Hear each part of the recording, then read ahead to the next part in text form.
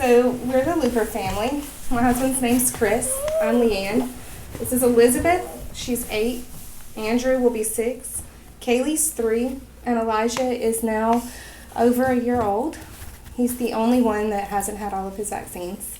We stopped vaccinating at 4 months after I met my friend Sonny.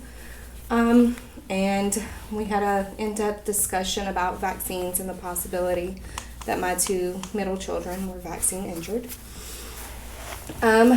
Elizabeth only had issues with constipation problems, bless her heart. Just hours and hours of not being able to go to the bathroom as a baby. And then Andrew came along. We didn't think we could have any more kids, so he was a miracle. He has low muscle tone, a severe speech problem. No one could understand him up until he went to pre-K, and they started him on speech therapy. He's doing much better now. Kaleigh, at 2, had all of her vaccines before we had Elijah. My mother had passed away at the end of December that year. So when she stopped talking at 2, she had language skills. She could say mama, she could say nana. She was saying I love you, little things like that. She stopped completely, reverted back to no talking whatsoever, just cooing and babbling to herself, little language we couldn't understand any of it. She couldn't walk until, none of them walked until after they were 16 to 17 months old. She was my latest walker at almost 20 months. Everyone thought it was just normal. Everyone kept saying, "Oh, it's normal. She's just a late bloomer. She'll get it eventually." Finally, after talking to Sonny, I questioned the vaccines and started researching more. And when I realized all of the injuries and all of the problems that other children had were what mine had went through, I realized it wasn't just me. It wasn't just our family that had problems. And I fully believe that the vaccines are what caused her not to talk, and we're just now getting to where we can understand some words, but she still only speaks in 1 word sentences. She doesn't even have a full vocabulary where she can speak properly to us. When Elijah came along, and we stopped at 4 months. After we started questioning and researching, I just stopped our vaccines altogether. He is speaking. He has vocabulary at a year old that I never saw my other children have. Elizabeth had words and could speak in sentences by 2 very well. Now he's the smartest baby in the world. To me, he can play with blocks and stack blocks, where Kaleigh was having trouble doing that at 2. So I'm sorry. It's okay. I completely see it now. Another shot will not go in my baby's body. Never again. It's amazing how brainwashed we become as parents. I'm an LPN. Talk about brainwashed.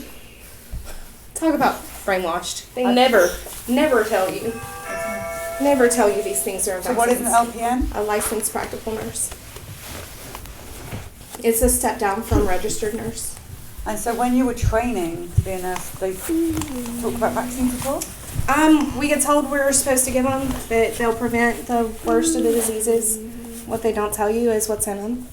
You don't know about the side effects that they could cause SIDS and autism, different things. They don't tell you that.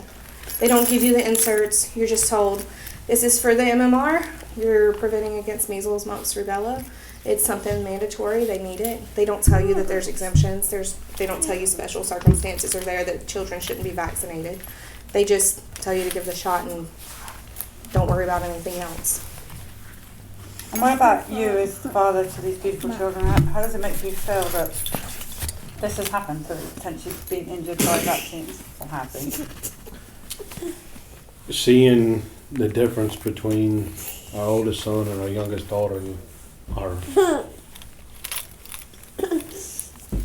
1-year-old, it hurts to see the difference, to see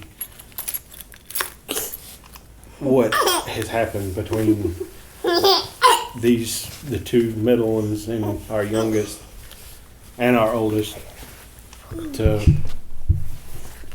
see the progression of him, to where if I'd have known this sooner, I wouldn't have done it at all. Oh. Maybe we could have prevented it and protected them. Maybe if I would have researched before I had them, I would have known what I was putting in my children, and I wouldn't have.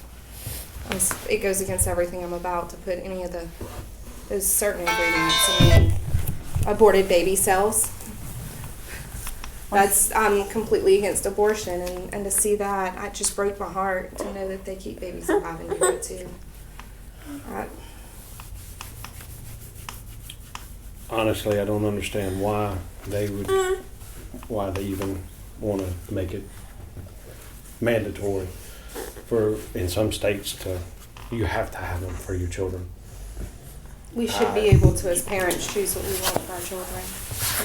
God put these babies in our care for a reason. He knows that we're capable of taking care of them. Is there anything that you want to say to parents out in the world, like you and I and Josh used to be, that went in faithfully believing our pediatricians? Look into it. Research it. Educate before you take that step. Make sure, there's so many of us out here. Reach out, ask questions. Don't feel like you're alone. You've got a whole group of us for support. Definitely, if you're in Louisiana Parents for Vaccine Rights are on Facebook. We have our own website. Look us up. Reach out to us. Mississippi has theirs. Unfortunately, Mississippi only has the medical exemption for public schooling. Reach out to us for support and help. We're here for that, definitely. Well, thank you for telling your story, because this is exactly, if everybody told their story, I think we'd be pretty much done with this whole subject. A lot of people are still too afraid to speak, so we appreciate you doing that. And you know what we need to do now, don't you? You'll sign that bus. Amen.